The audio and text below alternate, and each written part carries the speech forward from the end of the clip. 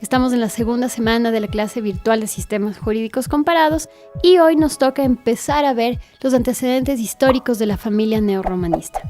Como les había dicho en clases anteriores, la familia neorromanista tiene como antecedente común el origen de este derecho en la antigua Roma, que luego, como veremos en esta sesión, se difunde a través de un proceso de recepción en Europa y termina en el siglo XIX con la codificación, que es posteriormente también difundida hacia diferentes países de Latinoamérica. A la caída del Imperio Romano de Occidente, el emperador romano Justiniano decide hacer una gran compilación de las principales obras jurídicas que habían sido características de esta última época del Imperio Romano. Es así que surge el Corpus Iuris Civilis. El Corpus Iuris Civilis es la primera gran codificación de nuestro derecho y que surge precisamente en la antigua Roma y que tenía algunos componentes que los vamos a ver a continuación. El Corpus Iuris Civilis estaba compuesto por 4 libros: el Digesto, las Institutas, el Códex y las novelas, que caen en desuso cuando finalmente termina de caer el Imperio Romano también de Oriente. Más adelante, en el siglo XI, y mediante descubrimientos arqueológicos, se recupera el Corpus Iuris Civilis y es utilizado como un mecanismo de enseñanza en las emergentes universidades en Europa, especialmente la Universidad de Bolonia en Italia. Inicia así lo que se conoce como la segunda vía del derecho romano y el proceso de recepción del derecho romano en Europa.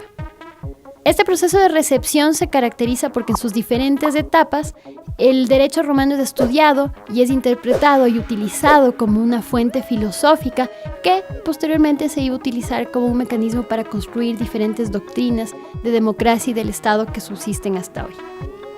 En el siglo XI, y con el descubrimiento del Corpus Iuris Civilis, se inicia la primera gran corriente de interpretación del derecho romano, que son los glosadores. Los glosadores tienen su origen en Italia, especialmente en la ciudad de Bolonia, y se caracterizaron por hacer una interpretación literal casi traducida del Corpus Iuris Civilis. No lo aplicaban en su vida diaria, simplemente necesitaban conocer cuál había sido la intención estricta del legislador al momento que elaboró los artículos que pertenecen al Corpus Iuris Civilis. Posteriormente, en el siglo XIII, se da un segundo movimiento en Europa, que son los posglosadores, mediante un movimiento que se conoció posteriormente como el Mos Italicus. Los posglosadores, a diferencia de sus predecesores, sí aplicaban el derecho romano para solucionar conflictos sociales actuales, es decir, lo incorporaron al mundo real. Más adelante, y a través del proceso de difusión, el derecho romano aparece en Francia y es interpretado mediante lo que se conoce como la Escuela Humanista del Derecho o el Mos Gallicus. Esto se da en los siglos XV y XVI. La escuela humanista se diferenciaba de los posglosadores porque no solo buscaban una interpretación literal de lo que decía el Corpus Iuris Civilis, sino que entendían al derecho como un fenómeno social, y para entenderlo tenían que saber cuestiones históricas, pero también incluso cuestiones de lenguaje y cuestiones culturales que realmente puedan demostrar el espíritu verdadero de la norma que se encontraba en el Corpus Iuris Civilis. Esta es una época históricamente conocida como el Renacimiento, en donde el centro de los estudios, incluyendo el estudio del derecho, se centra en el ser humano. De ahí que la principal característica de esta escuela humanista sea precisamente la razón, la verdad y la ciencia, que es más o menos algo similar a lo que sucedió en otras áreas como la música, como la ciencia y como la filosofía. Es decir, esta escuela del Mos Gallicus buscaba conocer al derecho romano y aplicarlo, pero desde su dimensión histórica. En el siglo XVIII, en Holanda, surge el siguiente movimiento interpretativo del derecho romano que se conoce como la jurisprudencia elegante.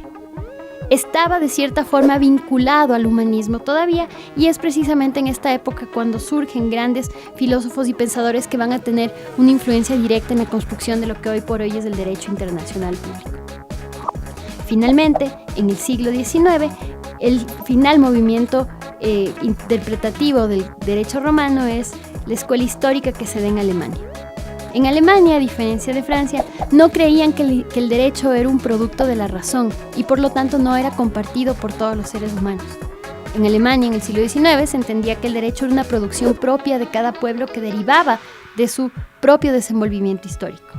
En este sentido, ellos entendían el derecho como una producción propia y que no podía ser compartida por ningún otro estado o por ningún otro pueblo. Además, la escuela histórica se caracterizó por utilizar los procedimientos de codificación como un mecanismo para la construcción de este gran Estado alemán que siglos anteriores no existía. Finalmente, tanto en Francia en el siglo XVIII como en Alemania en el siglo XIX se dan lo que se llama los procesos de codificación.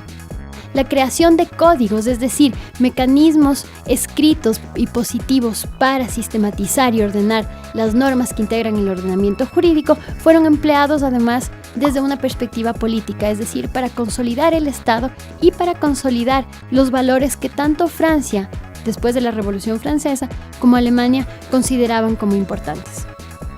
El Código Civil Napoleónico se caracterizó por estar dirigido al ciudadano de a pie, es decir, era de fácil comprensión y se buscaba que todos los franceses puedan encontrar en este código un mecanismo de sentirse parte de ese país y lograr la unificación. En Alemania, por su parte, entendieron la codificación como un proceso mucho más científico que estaba reservado exclusivamente a quienes estudiaban y comprendían el derecho. El mecanismo científico de codificación diseñado en Francia da como origen el Código Civil Alemán, cuyo modelo luego es replicado en América Latina.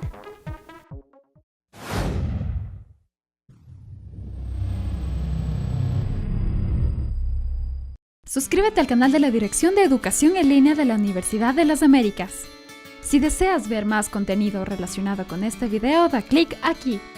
En este enlace encontrarás guías de uso de plataforma. Y no olvides visitar nuestro sitio web en www.udla.edu.es.